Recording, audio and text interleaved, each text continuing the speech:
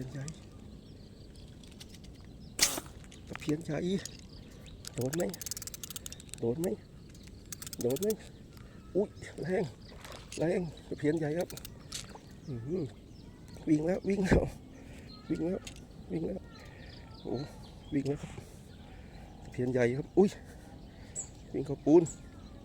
ตะเพียนใหญ่ครับวิ่งเข้าเสาแล้วโอ้โห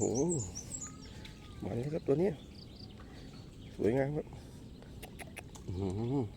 ล่องมาสวยๆเลยครับล่องมาสวยๆเลยครับตะเพียนใหญ่สัตว์กลางน้ำเลยครับมาแล้วครับมาแล้วครับดูครับมาแล้วครับตะเพียนใหญ่